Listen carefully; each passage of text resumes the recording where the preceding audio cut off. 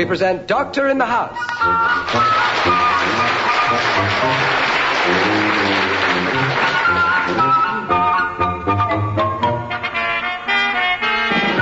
Adapted for radio by Ray Cooney from the original novel by Richard Gordon, it stars Richard Bryars as Simon Sparrow and Geoffrey Sumner as Sir Lancelot Spratt, with special guest star Irene Handel.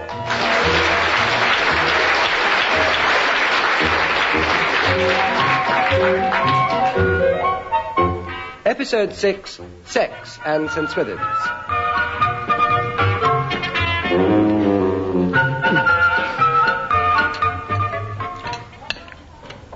Well, I could do that little ginger nurse a bit of good and no mistake. Which ginger nurse? Well, the one in patient ward, you know the one. I can't say I do. Well, of course you do.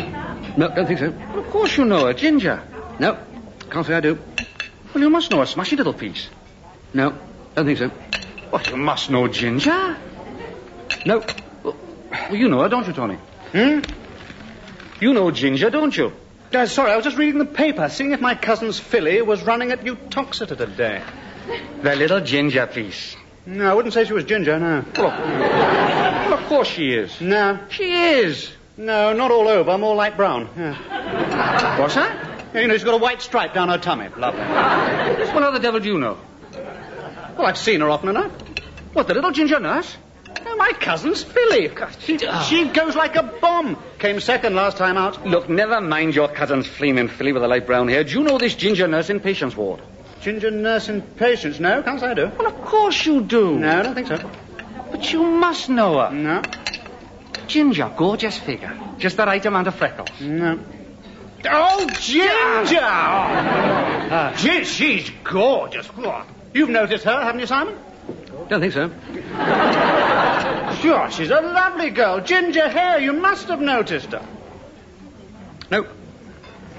I don't think much of these sausages, actually.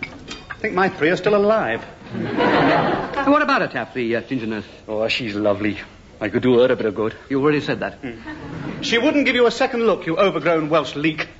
Oh, I suppose you think you're more in her line, do you? Well, could be. Yeah, you behave yourself, Tony. You'll have Vera after you. Oh, my beloved Vera. Yeah, too good for you, Vera. It is, you old ram. Ram?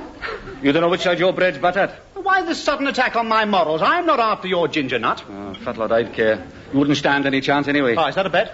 Now, you keep your filthy English hands off. Excuse me, is there any tomato sauce in that bottle? No. Well, there's some brown stuff here. Sling it across, will you? Oh, yeah. I think the best thing to do with these sausages is to drown them. Of course, you know your trouble, don't you, Taff? Oh, what? You've got half-termitis. What's half-termitis? Well, haven't you noticed it occurring about midway through each term? No. Yes, you see, you all get a bit, edgy. Edgy? Oh, you mean because we haven't had much? Exactly. Half-term-itis. You see, you all make such pigs of yourselves during the holidays that for the first few weeks you're back, you're grateful for the rest. And then, for the last few weeks of each term, you're all too busy cramming for the exams to give any thought to it. I see. It's the middle 3 or 4 weeks when you all go around with your tongues hanging up. Yes, you may be right, Tony. Well, even Simon starts licking his lips about now. I really can't say I've noticed that. I don't think it affects me, really. Anyway, I don't think we should be discussing this over lunch. Simon, old love, we're only worried in case you're not getting your fair share. I didn't know they dished it out on ration books. What I mean is, I'm all right. I've got Vera. Yeah, jolly lucky you are, too. Jolly lucky, agreed. And Taff's all right. I mean, by and large, our Taff here gets his fair share in the crumpet stakes. Don't talk like that. You see, Simon, you're such an old prude. I'm not. Look, I promise you, Simon, when some of those nurses get nattering together, they talk just the same way as we do. Yeah, I bet that little ginger nurse isn't telling her chum that she could do Taffy Evans a bit of good. Well, that's just where you're wrong, Boyle. Yeah. She probably is. Yes, I'm afraid Taff is probably right, except, of course, that she's saying it about me. Well, frankly, I think that takes all the poetry out of it. Poetry. Oh, hell's bells. Now, listen, Simon, blokes are blokes and girls are girls, and we should be damn glad of a jolly good arrangement. I am glad. Well, start arranging, for heaven's sake. I've taken a few girls out since we've been in the hospital. 3. 4. You're all right, 4. That includes taking your Auntie Ivy to the tea centre, does it? How very funny. Well, anyway, Simon, it's got nothing to do with the number of girls you take out. It's what you do when you've got them there. Got them where? Wherever you're taking them. You never get past first base, do you, boy? Well, I don't know what that means. Yeah, that's obviously why you never get past first base. I'm quite happy as I am, thanks. No, you're not. We won't let you be. I do go out with the odd girl. You want to keep clear of the odd ones, old love. I just prefer to keep it, well, platonic. You flaming liar. No, I'm not. You're either a flaming liar or flaming peculiar. And I am not peculiar. Oh, thanks for telling us, darling. No, come on. Our Simon is shy, that's all. That's the be-all and end-all of it. It's rather like swimming, you see, or something. See, once the lad has plucked up courage to go into the deep end, he'll never be out of the water. All right, well, don't rush me, that's all. I'm quite happy. Honestly, I am. I play squash. Squash? It's very good for him. Prevents him from coming out in spotty watties. Don't you worry, Simon. We'll fix you up with someone. I don't want to be fixed up, Lex. But best not to make it one of the nurses. No, why not? Well, you see, for one thing, Matron guards them as though she were a police dog. No, you see, nurses are all right for hardened old campaigners like you and me, Taff. But Simon here, I think he should have one of Vera's mates. No, we tried that. There was that smashing piece, Pamela. Pamela? No, Pamela. Don't recall that one. Oh, gorgeous. Enormous pair. I know the one. Oh, Pamela. Oh, yeah, she was a bit round-shouldered, though, wasn't she? Yeah, not surprising, though, I suppose, with a few years. It's not my type, I'm afraid. Well, what is your type, then? I don't know. How do I know? I'm supposed one of the younger nurses, I suppose. No, it really is too dangerous, Simon. It's matron, you see. If a nurse is discovered in the students' quarters or a man of any sort discovered in the nurse's home, it's an event unmeasurable in terms of human horror. Yeah, you're right. It's not easy. I mean, a fellow wouldn't want to get a girl dismissed or anything like that. It's damn difficult. All first-year nurses have to be in by 10 o'clock every night. It's not all that difficult. There are plenty of quiet corners about the hospital where a date can be fixed up and a couple have got the whole of London to meet in. If a student and a nurse met in the revolving restaurant of the GPO Tower, they'd find matron flapping around outside. It's also blooming difficult. Anything worth having is worth fighting for. But not nurses, really, Simon. We'll get Vera to fix you up with a nice, unsophisticated chum of hers. You can have the flat for the evening, 2 quarts of light ale, and Eureka. Charming. Have to get the poor girl drunk first. Well, a couple of pints of beer and they all come round. A couple of pints of beer and I'll pass out.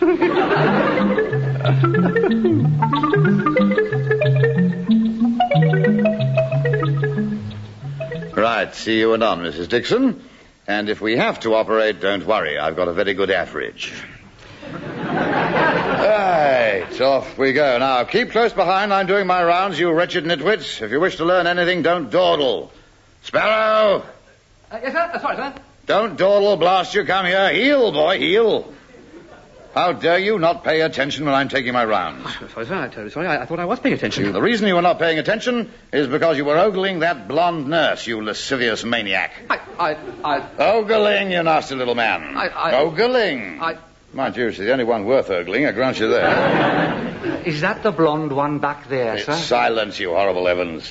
It's the likes of you and Benskin who have led Sparrow from the straight and narrow. May we get on now, please, Sir Lancelot? Beg your pardon, sister, what's that? May we continue your round? The whole ward is staring at us, all the patients. Staring? Ogling. Oh. Well, do them good. Take their minds off their operations. I shall speak to Nurse Michaels myself. Nurse Michaels? Our probationary nurse in whom Mr. Sparrow shows such an interest. Oh, no need for that, sister. No, it was I. Probably half-term itis. Half-term what? Itis, not that my tongue was hanging out. Shut up. No, sister, the young girl is merely going about her duties. It's Sparrow who is at fault. The girls know they're not allowed to interfere with the male students. Oh, that's a pity. Have fun. Leave Nurse Michaels to me, Sir Lancelot. Now, may we proceed? Yes. Keep close behind, gentlemen. You too, Sparrow. Yes, sir. Good morning, Miss Phillips. I trust my sewing has not come undone. Splendid. Believe we have a new face here. Good morning, madam. What's frizzing good about it? Now, Mrs. Clark, you were using that sort of language when you came into surgical this morning, and I told you then that Sir Lancelot would not stand for it. He can frizz it, sit down for it, then. Mrs. Clark, kindly moderate your language. Oh, bug's legs to you.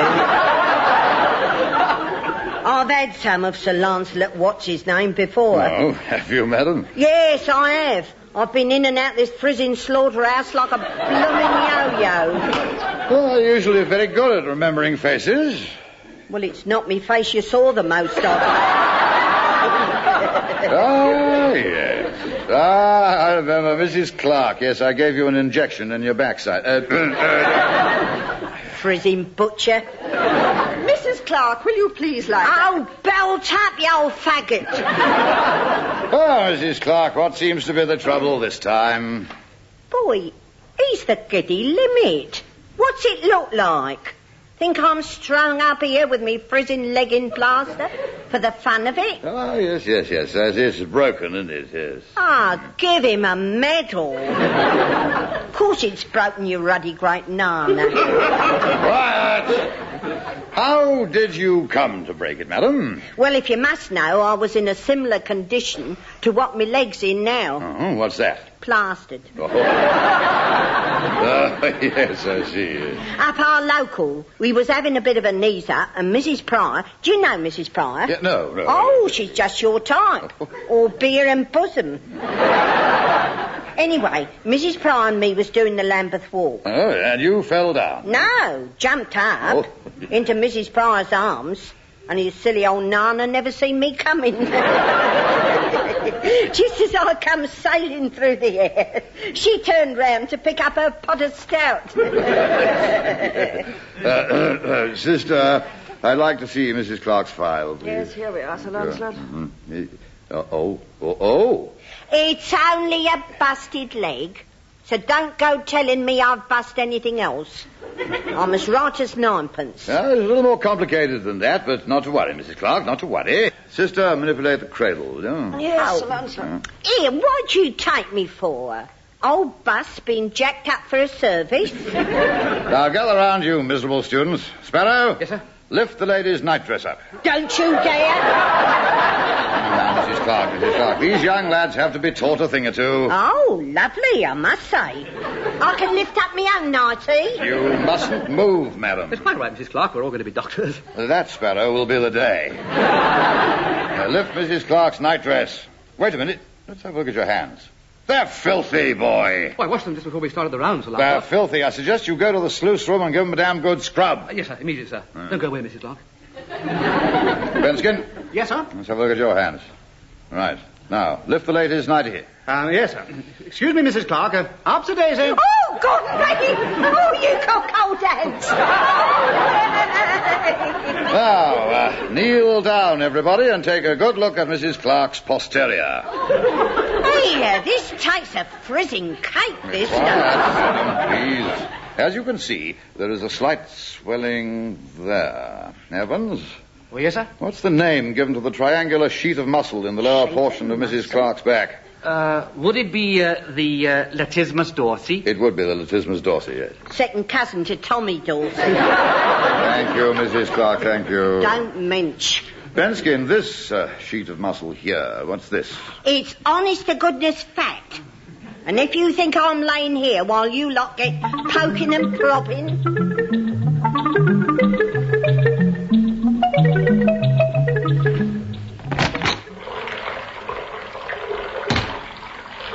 Oh. Hello. Hello. Cleaning the bedpans, then? Yes. I hope you didn't get into a row over over what just happened just now. What was that? Oh, didn't you hear Fanny going on? Fanny? Sir Lancelot, Fanny for short. No, I shut my ears most of the time. Everybody here absolutely terrifies me. Do they? Oh, terrifies me. Any soap over there? Yes. Chuck it over, will you? Oh, do come and get it, please. If I don't get this bedpan spot, a staff nurse will kill me. You sound like me.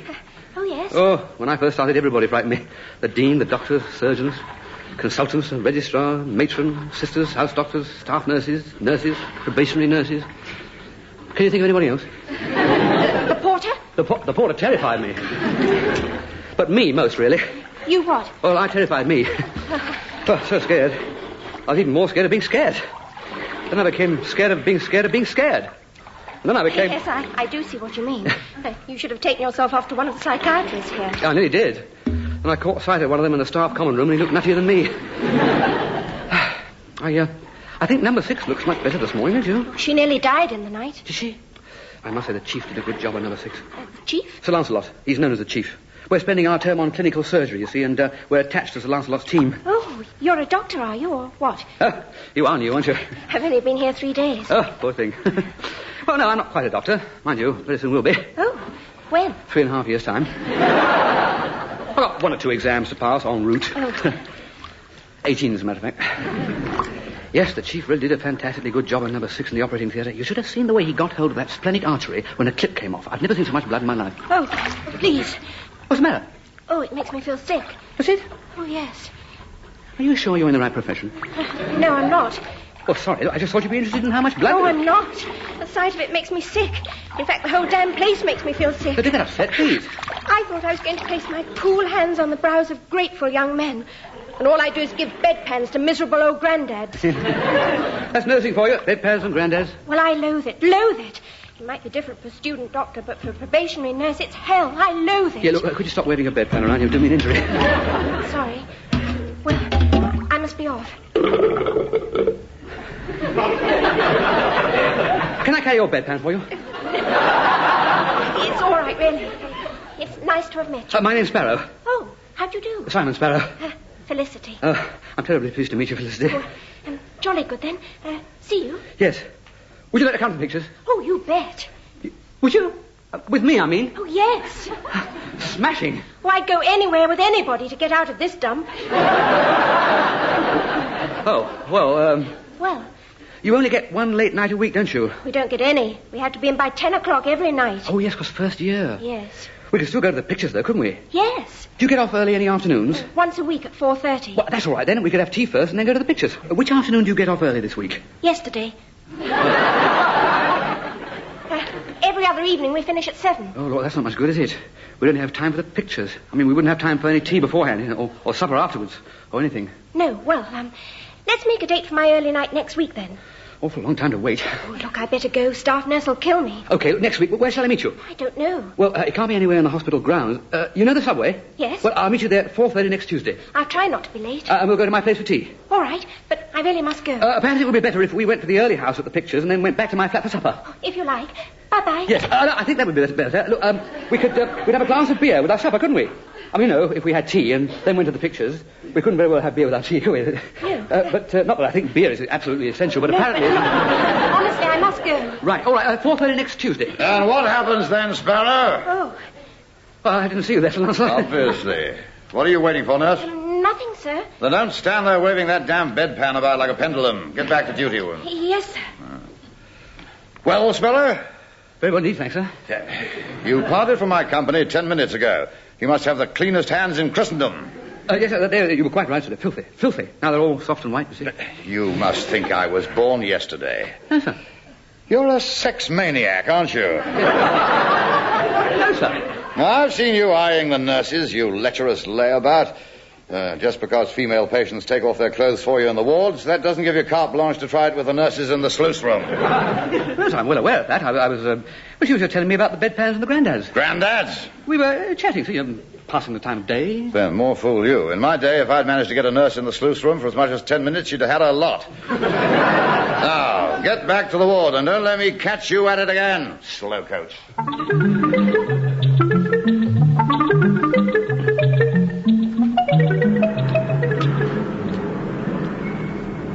Hello.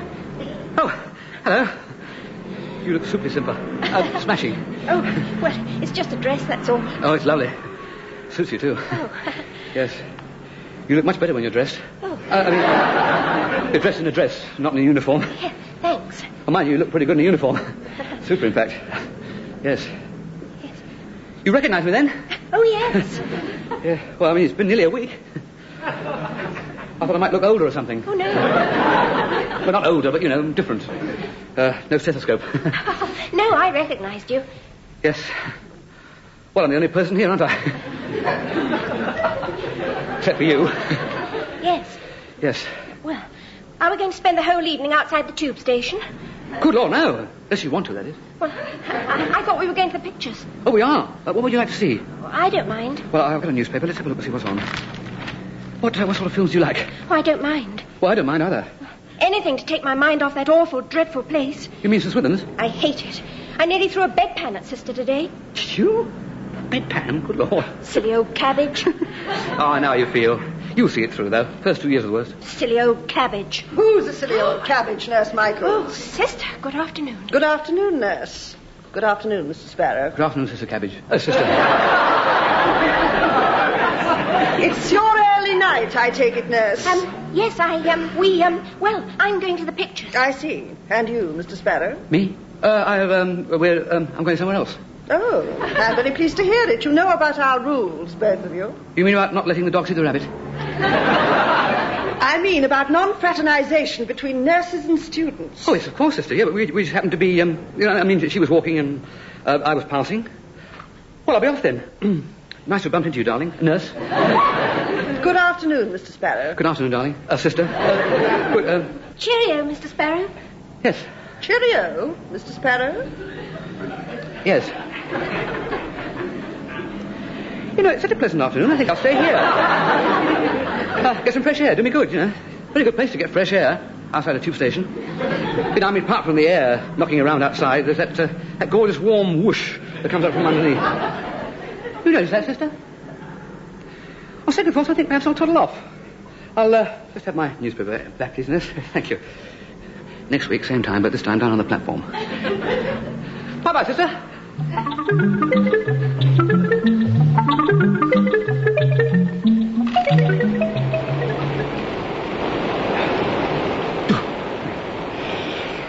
Where could she have got to? Over an hour late. I can't go down the platform again. I've been down half a dozen times already. Cost me a fortune in eightpences. Blasted rain's not doing these roses any good, either.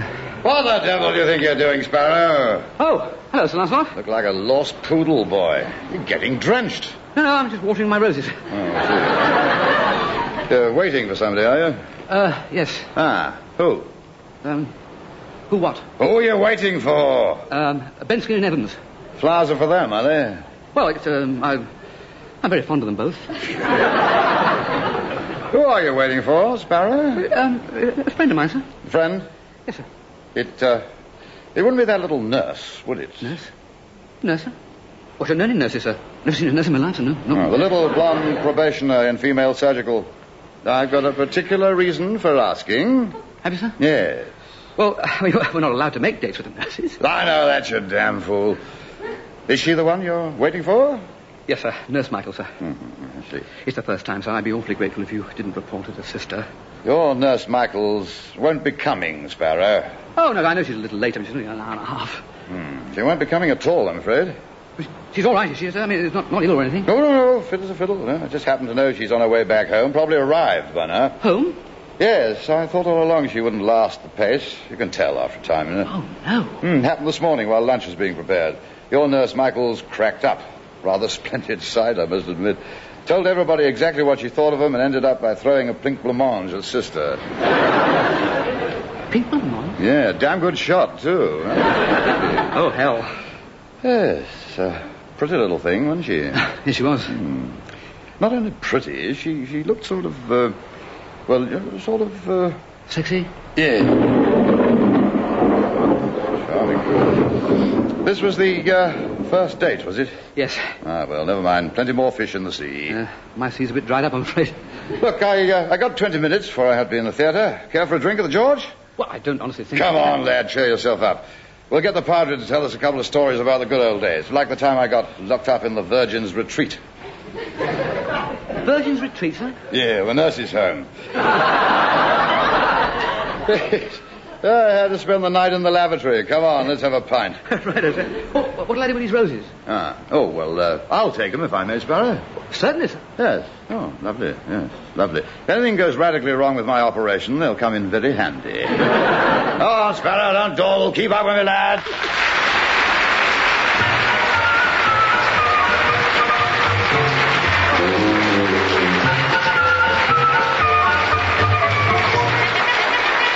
In that episode of Doctor in the House, written by Ray Cooney, the parts were played as follows. Simon Sparrow, Richard Briers, Sir Lancelot Spratt, Geoffrey Sumner, Tony Benskin, Ray Cooney, Taffy Evans, Edward Cast, Sister, Barbara Mitchell, Nurse Michaels, Carol Marsh, Ginger, Tanya Robinson, and this week's special guest star, Irene Handel as Mrs. Clark. Doctor in the House was adapted from the original novel by Richard Gordon and produced by David Hatch.